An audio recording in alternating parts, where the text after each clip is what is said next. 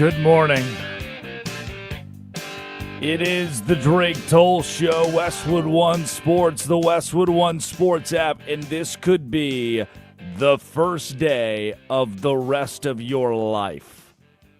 Steph Curry, vintage form, Golden State Warriors win a basketball game. Tyrese Maxey, 76ers, no Joel Embiid, yet they still win a basketball game, and they're going to the playoffs as the 7th seed. Shohei Ohtani, Los Angeles Dodgers, didn't even pick up a bat in yesterday's game, but had 10 strikeouts in 6 innings of 1 earned run work. That is the world that you live in. The same world where the Athletics, insert city name here, Athletics, are now 2 games above 500. That should be something we track every single day on this show, is what exactly the Athletics are doing, because the fact they're 10-8 is kind of crazy. Sutter Health Park, Sacramento, California. Oh, and wait a second. The postseason roundtable, Stanley Cup playoffs are here. What do you want? What do you want? You showed up today and you're headed to the gym, and I get it. You live in the shadow of Katy Trail Ice House. You live in an apartment.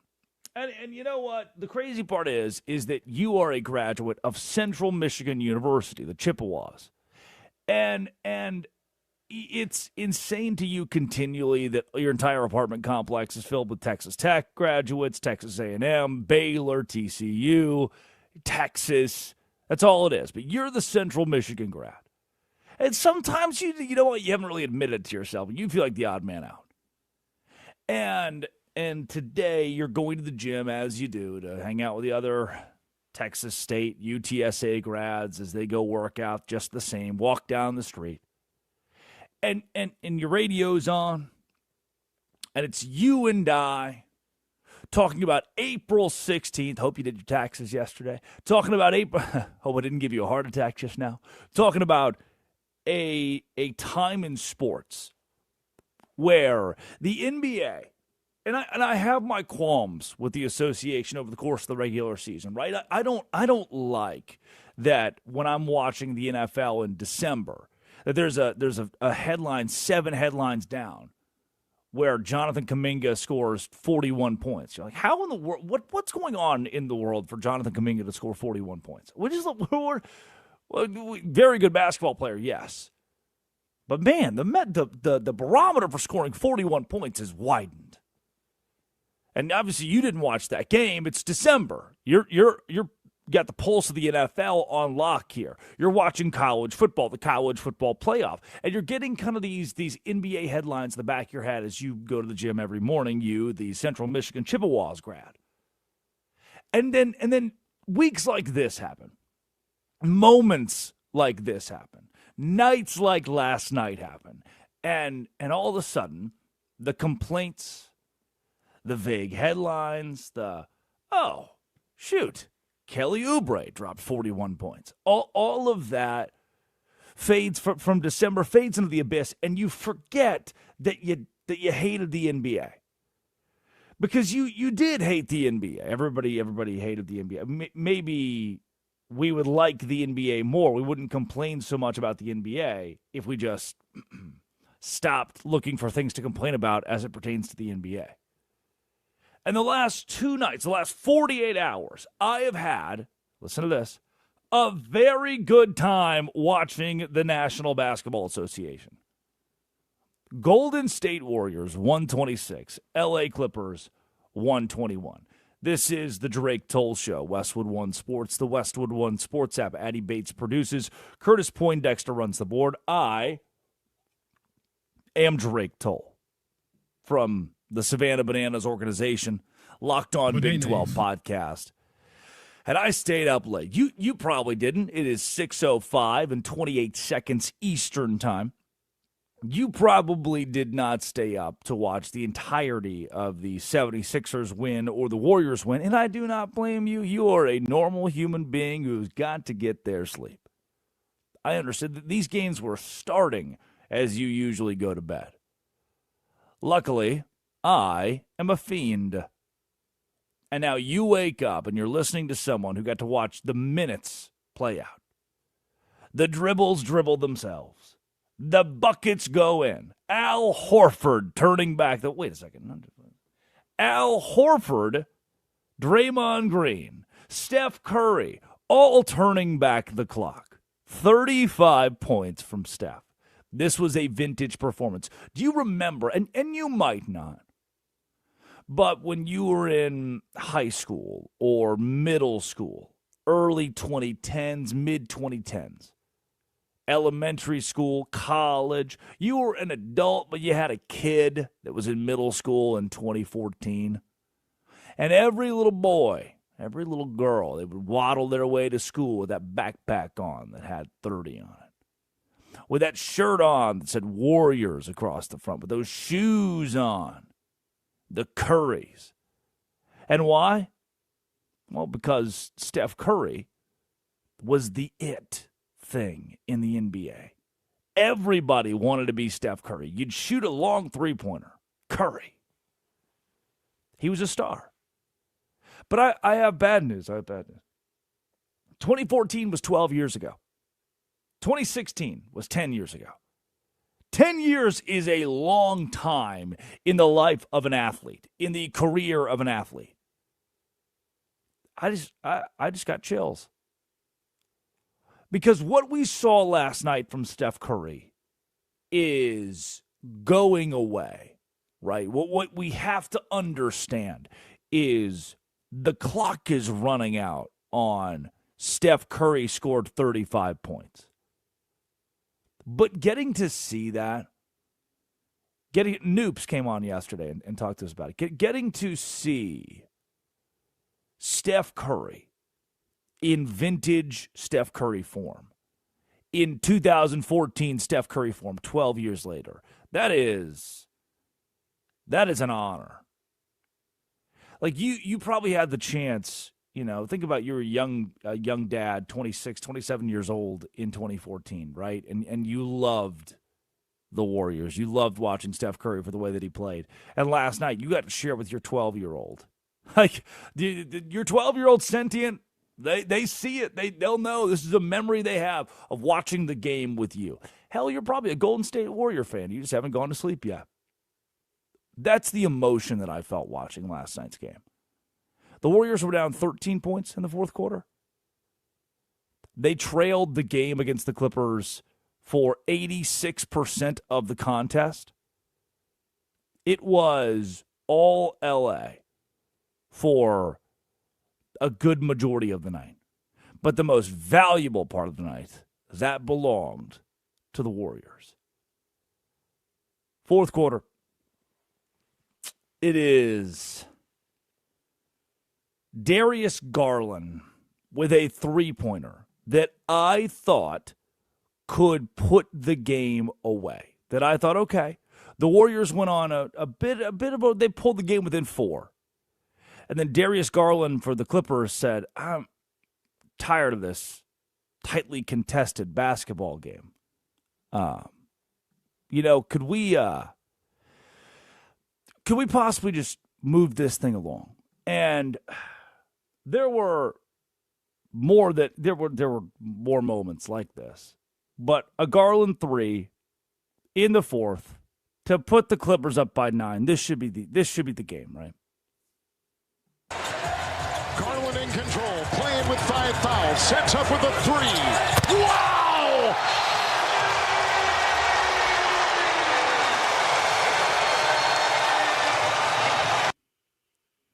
Wow. The fact how loud it got, and that's why they built the Intuit Dome, was for loud. And with 6 minutes to go in the game, 9-point game, Clippers, all right, they're fine. Everybody calm down. They were going to forfeit the lead, but they're not anymore. I mean, come on. They were so tactical. 40% from threes. They were 100% from the free throw, 17 for 17 from the free throw line. Less turnovers than the Warriors. Tactical. But somehow, and by somehow I mean thanks to Al Horford, 3, Al Horford, 3, Al Horford, 3, the Warriors all of a sudden go from down by 9 points, 6 minutes, 6.5 minutes left to go in the fourth quarter, to Steph Curry, three-pointer, to put his team up 120-117 with under a minute to go. Turn is on it. Bumped Curry. 3. Good!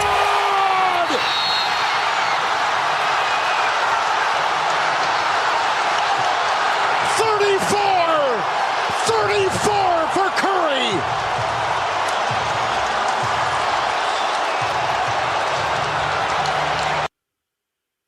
Kevin Harlan on Prime Video.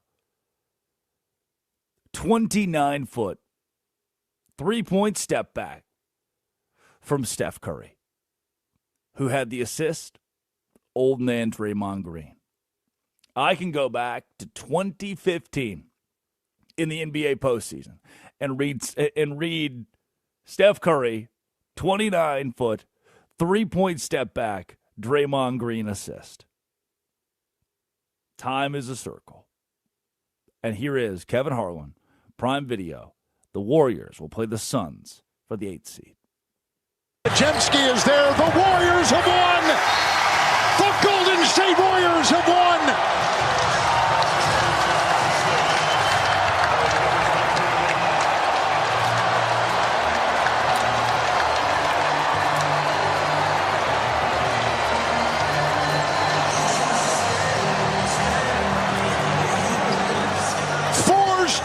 For Draymond Green, too late in the game. And that sound, Kevin Harlan, Prime Video, you would think they're playing at Golden State. There were chants in LA last night. There were Warriors chants in LA last night. That is a brand that over the last 15 years has taken over basketball, has taken over the NBA. And it's a conversation for July 19th, whether or not you call what the Warriors have done in the last 15 years a dynasty. You might say, yes, of course it's a dynasty. People will talk about this era of Warriors basketball. Or you could say, no, it's not a dynasty. It's not today's conversation. What today is meant for is to relish in the fact that we got vintage Steph Curry, Al Horford, Draymond Green. We turned back the clock. And in the Philadelphia 76ers game, 109-97 over the Orlando Magic. If you didn't watch this one, I did. Desmond Bane did everything in his power to win the game for the Orlando Magic. If it was going to be a Magic win, it was coming off the back of a 40-minute, 34-point performance from Desmond Bane, who, in the fourth quarter, dropped his 31st point of the game, and it looked like at that point, surely the Magic are going to, come on, surely the Magic are going to have at least an opportunity to win this game. Here's Desmond Bane, clutch, pulling Orlando within 2. Turned it over. Here comes Bane the other way. Bane stops, pops, and hits. What was fun about this game is just how tight it was in the fourth quarter, namely early in the fourth quarter. By the middle of it, Orlando pulled within 4 with 3:59 to go. It was 97-93. And what stinks for me is what we just gave you. The score is 83-81. That Bane hits the shot to pull you within 2. That's kind of where he goes quiet. The rest of the fourth quarter, that was his 31st point of the game. He finished with 34. The rest of the fourth quarter, that was it. It was the 76ers game to win, and they won it by double digits, by 12 overall. And in part, due to an Andre Drummond dagger. Big boy, drop it low and take the win. Orlando as drumming. Cash money! And exclamation points from the big fella. And there it is. Magic lose the 76ers in the play-in tournament at Philadelphia, the 7th seed. But the association's not done yet. Tonight, no contest. But Friday, Warriors and the Suns, the Hornets and the Magic, the 8th seed games, playoffs on the line. Golden State goes to Phoenix.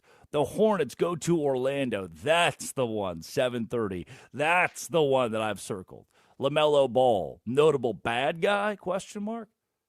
Notable tripper, LaMelo Ball, on the road against the Magic to send the Hornets, one of the best stories out of the NBA this year, to the true NBA postseason. Just for us to get to Saturday and see the Raptors at the Cavs, the Wolves at the Nuggets, the Hawks and the Knicks, the Rockets and Lakers.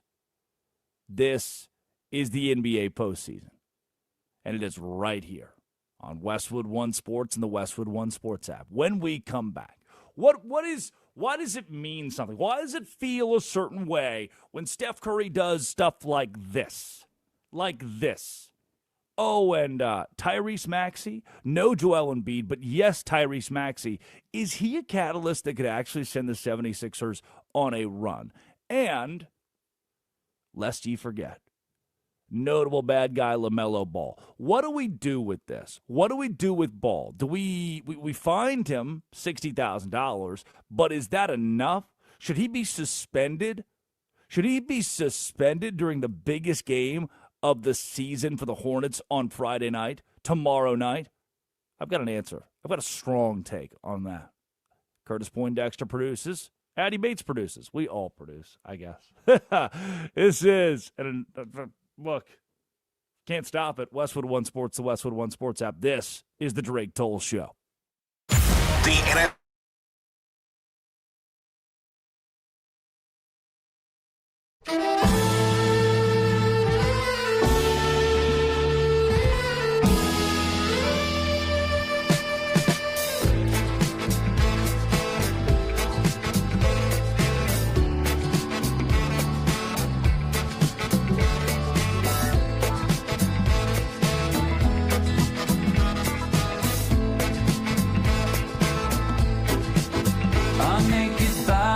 Go on trial just for laughing at the joke, just for saying of the bargain what any sales girl already knows. Most of us old men die at the firing line, just waiting for our number to be called. I guess time just makes fools of us all. Now the king regales his stepson when he's loaded as a gun. Says a real man is like a country. You need a map to find your one. Now I do you suppose you must approach the throne with its back up against the wall. I guess time just makes fools of us all.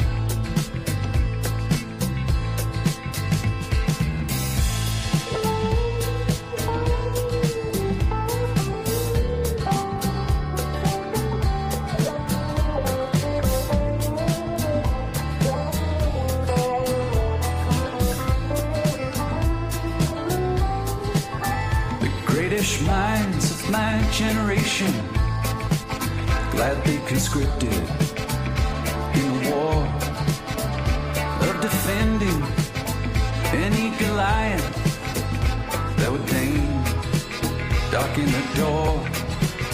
Now with your genius for picking battles, it's no wonder every helmet is too small. I guess time just makes fools of us all. I us all. My drink is watered down. The champ is on his knees. He lost the rematch. He lost the comeback. He lost for charity. But that's the job. It's what gets the asses in the hall. They came for a beating. And he came to brawl.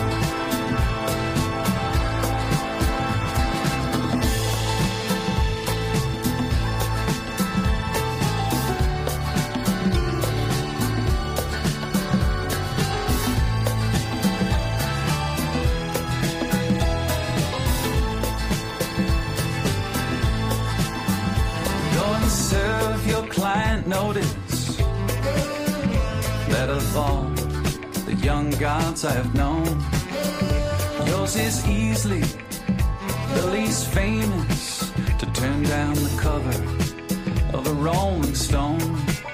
Lily white faces, so familiar and yet impossible to recall. I guess time just makes fools of us all. After a millennia of good times, God said, hey now, let's have a dream where we raise the stakes a little. Come on, let's make things interesting.